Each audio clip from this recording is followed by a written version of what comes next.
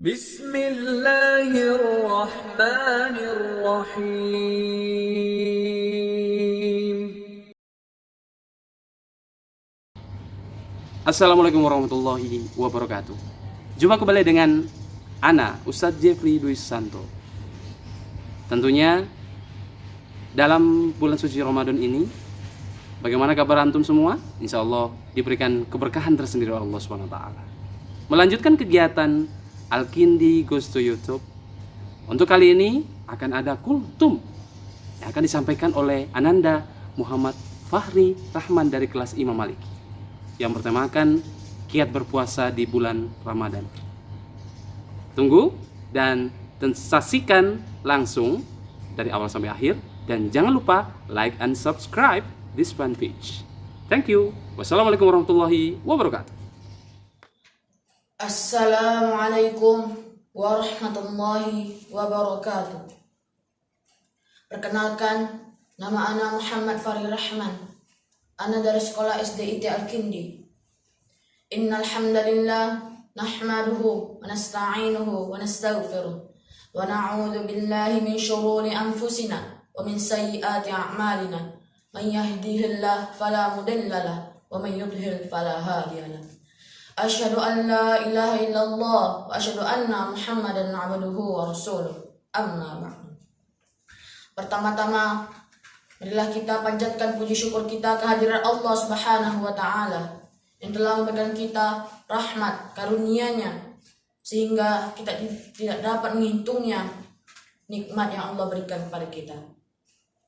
Tak lupa salawat dan salam kepada baginda kita Nabi Muhammad sallallahu alaihi wasallam dengan mengucapkan Allahumma salli ala Muhammad wa ala ali Muhammad. Baiklah, tema pidato yang akan Anda bawakan ini adalah kiat Ramadan yang lebih bermakna. Ramadan adalah bulan yang suci, bulan yang penuh berkah, bulan semuanya dilipat gandakan, pahala dilipat gandakan. Tapi jika antum melakukan dosa atau kemungkaran, antum akan dilipat gandakan juga kemungkaran antum. Di bulan Ramadan, Allah Subhanahu wa Ta'ala memberikan kesempatan kepada hambanya untuk memanfaatkan nikmat dan indahnya Ramadan. Maka sayang sekali kalau berlalu begitu saja, tak ada amal perbuatan atau amal baik yang kita lakukan. Sebab saat Ramadan, Allah memberikan bonus yang sangat besar di setiap amalan atau ibadah yang kita lakukan. Abu Hurairah berkata bahwa Rasulullah sallallahu alaihi wasallam bersabda, "Idza jaa Ramadan futtihat abwabu jannah wa ghulqat abwabun nar wa suffidatis syayatin." Rawahu Bukhari wa Muslim. Apabila tiba di bulan Ramadan, dibukanya pintu-pintu surga oleh Allah, ditutup-tutupnya pintu neraka oleh Allah, dan syaitan yang berada dalam neraka itu dibelenggu oleh Allah Subhanahu wa Ta'ala. Hadis riwayat Bukhari dan Muslim. Maka sungguh aneh kalau ada kaum muslimin atau orang mengaku muslim yang ogah-ogahan begitu datangnya bulan Ramadan. Yakinlah, dengan puasa bukan berarti kita tambah kurus, bukan berarti kita menderita. Justru kita menjadi sehat, mendapat banyak pahala, karena Allah itu sayang pada kita. Kalau kita telah berbuat maksiat pada Allah, tapi Allah masih ingin kita masuk kepada surga. Tapi manusia ini masih berpaling dari kebenaran, masih di jalan yang kebodohan. Na'udzubillahi min dzalik. Pokoknya sayang kalau Ramadan biarkan begitu saja tanpa diisi dengan aktivitas amal soleh. Ada beberapa hal yang kayaknya perlu diperhatikan lagi dalam aktivitas puasa Ramadan nanti. Paling tidak ini sebagai rambu-rambu supaya kita selamat dalam perjalanan mengarungi Ramadan ini. Nah, dalam urusan menahan lapar dan nafsu ini bisa disiasati dengan beragam aktivitas yang bisa menjaga puasa kita. Di antaranya adalah: pertama, banyakkanlah aktivitas amal soleh. Aktivitas di sini adalah dimaksud aktivitas yang berkaitan dengan amal soleh, perbuatan yang baik atau perbuatan yang mendapatkan pahala. Contohnya, sholat tarawih di masjid secara berjamaah, tadarus Al-Quran, mengikuti seminar kajian Islam, mengikuti lomba ceramah, mengikuti kajian-kajian sunnah, dan lain-lain. Kedua, hindari perbuatan maksiat secara terang-terangan ataupun secara tersembunyi. Ini dia yang agak susah dilakukan oleh masyarakat kita di sekitar kita. Terus terang saja, untuk urusan nahan lapar, insya Allah kita kuat.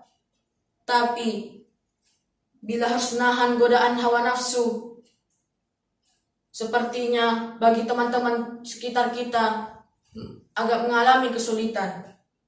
Tapi bukan berarti tanpa bisa selesaikan. Jika ada kemauan, pasti ada jalannya. Jika ada kemauan, pasti bisa. Siapa yang mengasihkan jalannya?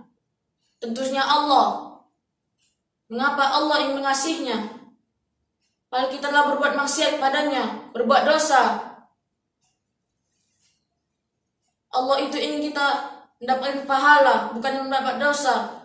Tapi apa yang dilakukan sebagian manusia ini? Ia mengabaikannya. Ia hanya memikirkan duniawi, akhiratnya tidak dipikirkannya.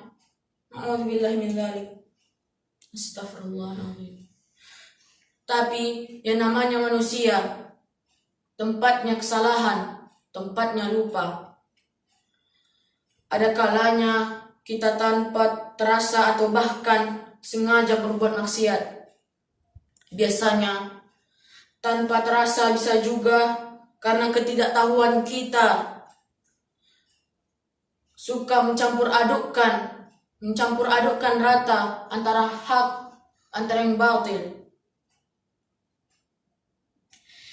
Bukan hanya malam hari saja remaja yang melakukan kemaksiatan secara terselubung. Acara jalan-jalan selesai sholat subuh pun jadi alternatif aktivitas yang bisa menyerempet dosa yang besar.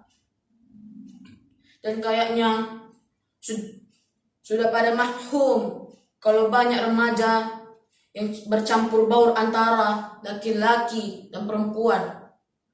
Bercampur antara laki-laki dan perempuan itu disebut ikhtilad. Bisa-bisa pahala kita yang tidak ada apa-apanya di mata Allah Subhanahu wa ta'ala. Mungkin sebagian di antara kita tidak merasa kalau itu sudah peluang berbuat dosa. Bayangkan kalau setiap hari kita berbuat seperti itu, untuk apa kita berpuasa di bulan Ramadan? Tidak dapat pahala, hanya mendapatkan dosa dan mendapatkan menahan lapar dan dahaga. Na'udzubillahi min dzalik.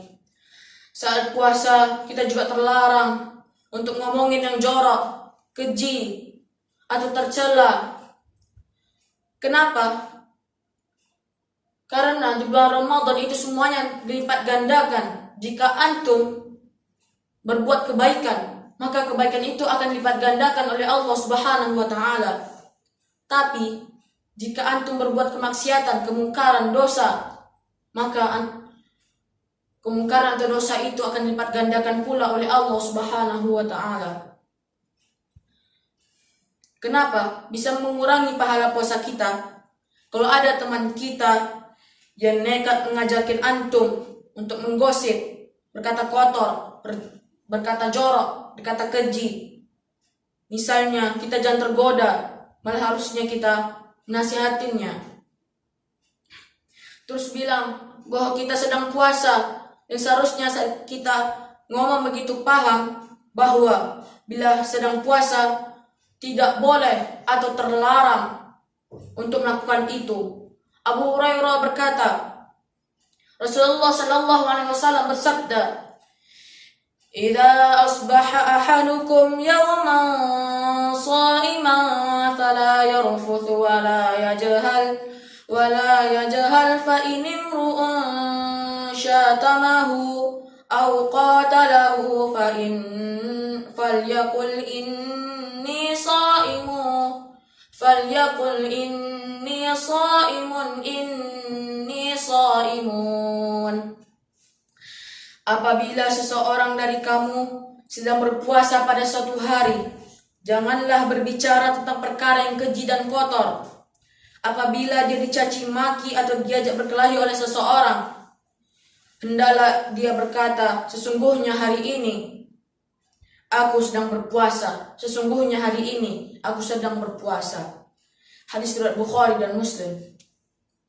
Ketiga, hilangkan aktivitas yang manfaatnya miskin bagi puasa kita.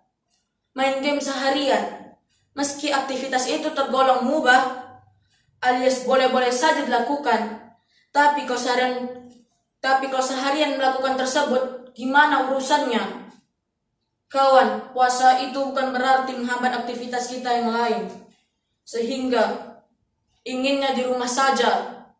Itu tidak benar, dan yang pasti bisa bikin Ramadan ini tidak bermakna.